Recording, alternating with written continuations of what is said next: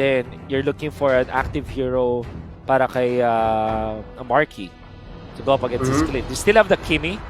Meron pa rin pang match up against sa Clint.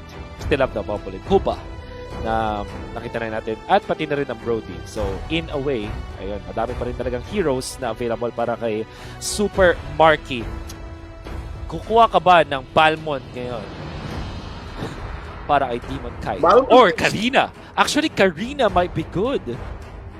Karina is good, yes. You can make yourself immune to the physical damage from the Popolin and the Ling.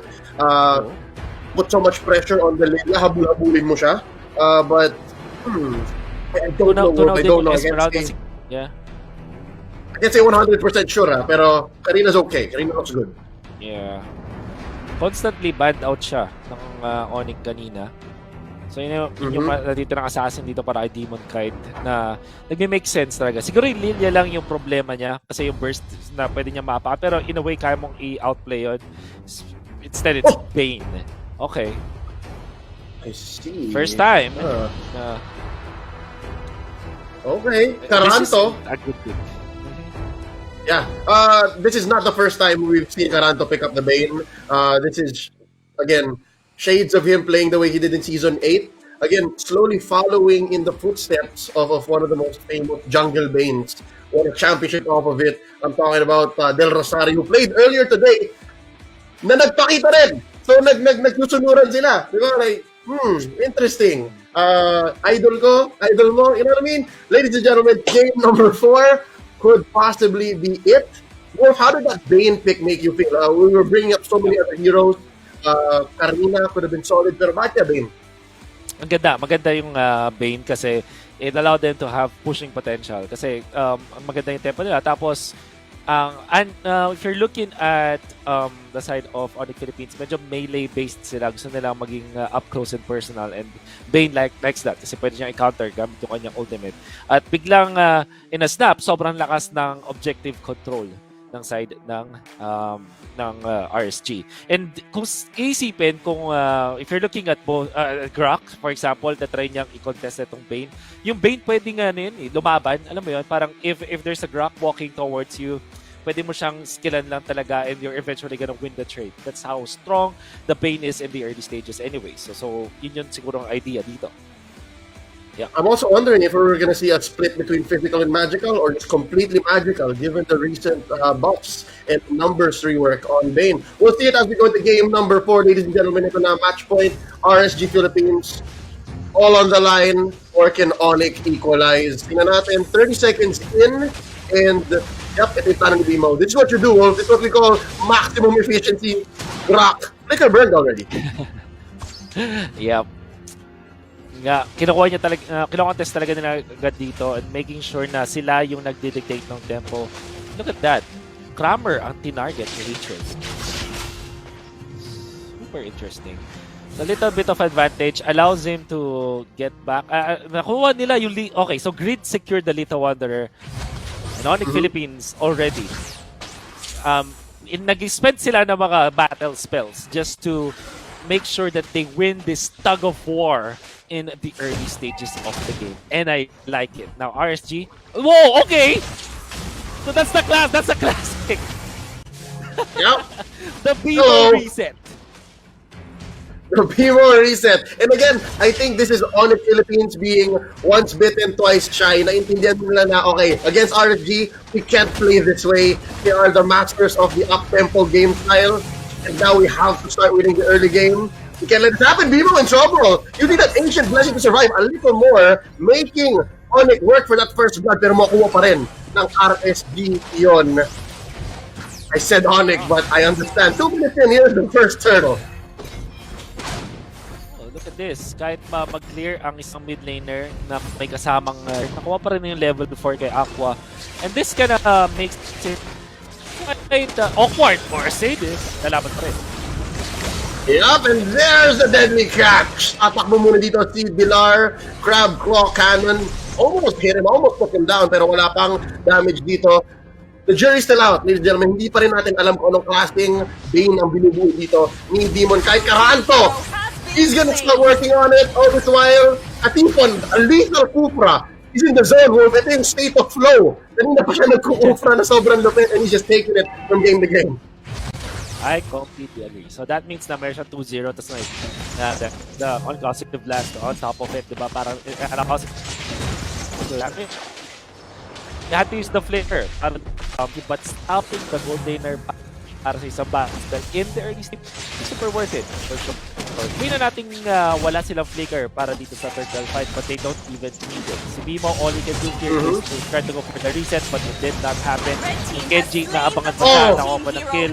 Super ambitious play coming out from Bimo. It did not work out. Yep, Bimo likes that little bush over there, whether it's the Lord or the Turtle. We've watched him do that in Season 7. But ito na. It's going to be a sandwich play up top, a collapse by RSG Philippines. Pero Onic bumabawi, Tempest Ablaze taking one down, Iyaknu. As soon as he got that kill, binawian siya doon sa taas ng trio ng Onic PH and they're gonna get a few gold from here. And goes for the yin-yang overturn, the switcheroo, and now they're gonna try to punish Bimo. Eventually get it, pero walang nakuha gold doon. Walang kill counted for Aqua, but they're holding the ground. They're holding it down. And so far, it's a little messy. This game is a little messy compared to the last two. Bimo using the flicker tapos na-outplay siya ni Aqua with that yung transfer pero may damage pa rin sila nagawa doon at tinangke ni Bimo yung damage ng Torre so that the lake will eventually go for the dive. I think it's worth it kasi sila nawala ng gold. Okay, and finally na-punch na si Light. Yep, and here's one of the problems that we have with the Bane, no? Kapag in-your-face masyado yung mga kalaban, hindi siya parang assassin na may pure mobility na pwede ka mag-out. Actually, medyo talo ka pa nga on most frontal engagements. So, Onic making moves here with that almost 1,000 gold lead. Oh, surprising na parang sobrang close niya in the early stages that both teams that turn out to each other but eventually Onic Philippines kasi maganda yung kanilang push. Makakuha sila ng Torre sa top lane as well as some of the outer turret energy shields before the 5-minute mark. Kaya naman nakakuha sila ng 1,000 gold dito over RSG. And Hatred is 1-0 with 2. Sobrang gandang start para sa isang lane. You want that to happen. Para mga Demon Kite, not too shabby at all. Nakakuha niya yung Turtle, tas 1-0 and 1 na siya. If he eventually gets another kill, it would be great. Pero doon pala si Hate. Ito na yun. I think both junglers want to avoid each other more. And they're gonna try to find objectives where they can. So far, si Hatred, again, you mentioned Wolf, he's doing better now than the past two games. So kahit na hindi nila nabuo yung Angeline combo, meron naman silang trademark Bimo plays. So Bimo has been doing this for so long. He's joined us in Season 3, Season 4 if I'm not mistaken. Here we go. That's already the wild charge expended. So Light, hindi siya nalaban muna dito. And look, Onic, PH making a move for the Turtle, their first attempt. By the way guys, medyo baliktad yung ating name card sa taas. It's Onic on the blue. Blue team has slain the turtle. No, Hatred will secure the Turtle. Ang ganda ng slow siege nung Onic Philippines. So you saw kung paano sila unti-unting nag-inch doon sa Turtle. Nakagulat lang din ako ni Aqua yung dito Wanderer, yung kanyang payong, the last hit.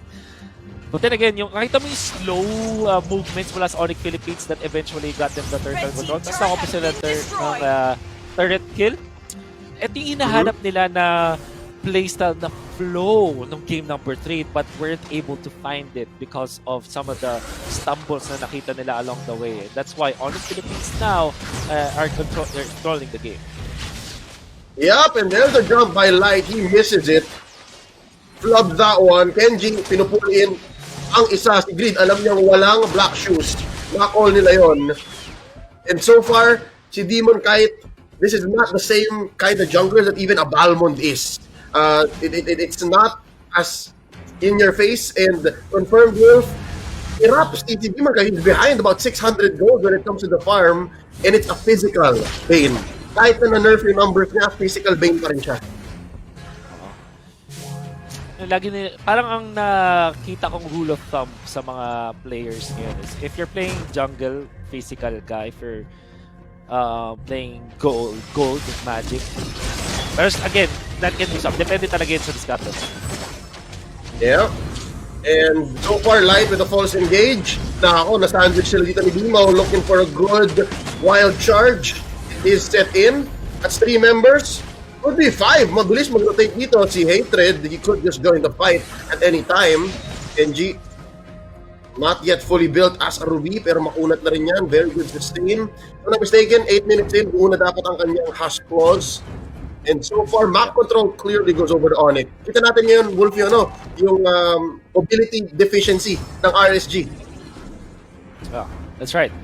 And parang, again, mukhang sa series na to, it's all about who controls early game.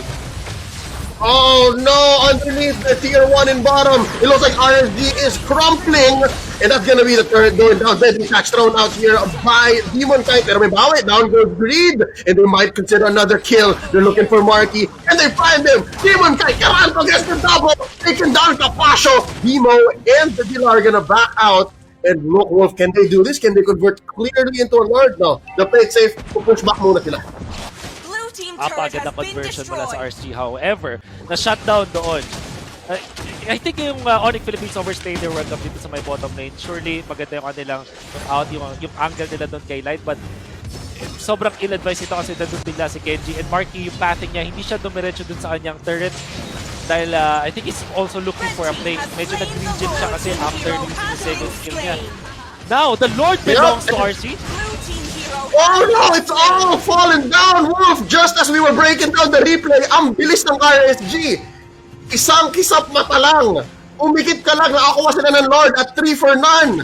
This is what we're talking about when you find your state of flow as a Bane. People just walk into team fight that they have no business winning. Exactly. At yung control kasi ng RSG Philippines, nakapwesto na sila doon.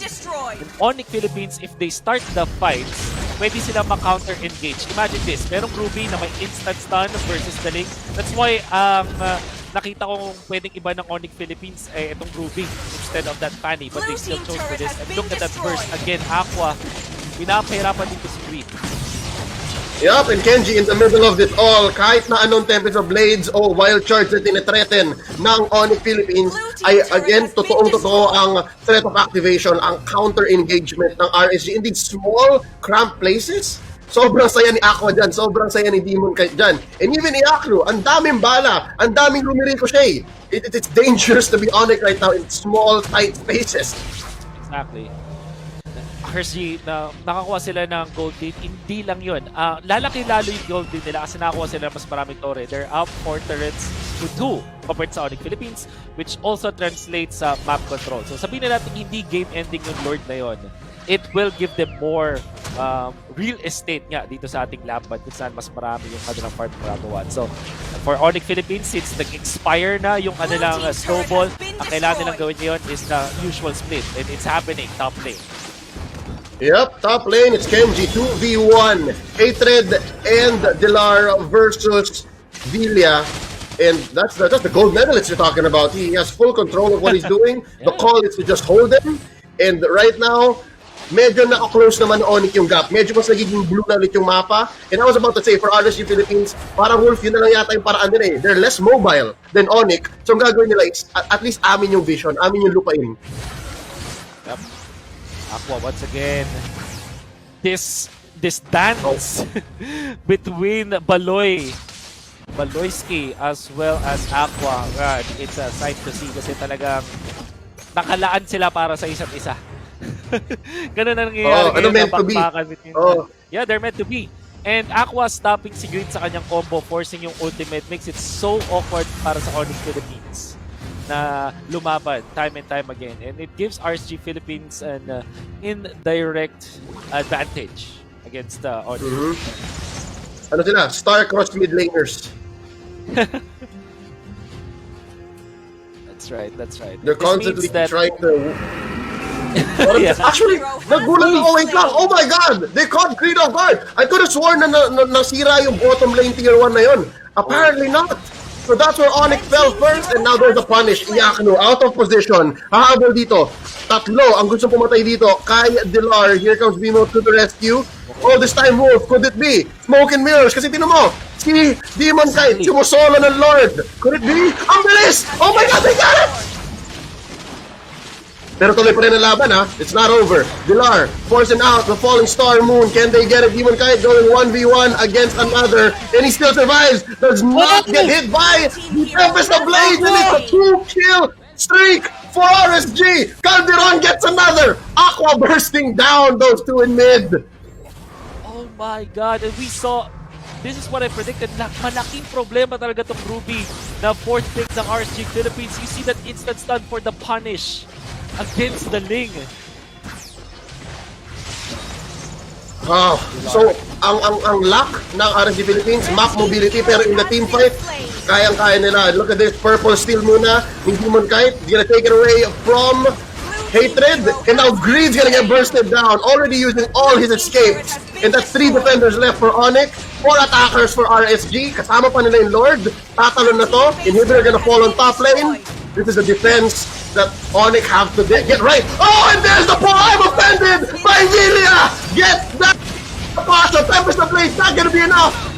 Deadly catch into the base, and that's game! And series, RSG Philippines beating Onic in the upper bracket, 3-1. My God! RSG Philippines came out prepared against Onic Philippines. Halos magkakaiba yung kanilang ipinakita laban sa Onic Philippines when it comes to their compositions. We saw game number 2's draft na makita natin na nag-snowball talaga because of that because of the composition, right? And then game number 3, we see them punish them with Aqua playing it so well. Tas ang ganda rin ng play ni Demon Kite. And now game number 4, direct answers. Hindi man perfect na outdraft itong game na to, meron tayong mga little pieces na nakita all throughout the draft that solved the problems of RSG Philippines. And yung lane nagsasnowball na, pati na rin ito si Marky, but then again, there was Kenji. Saktong-sakto lagi mahila. If you remember that bottom lane fight na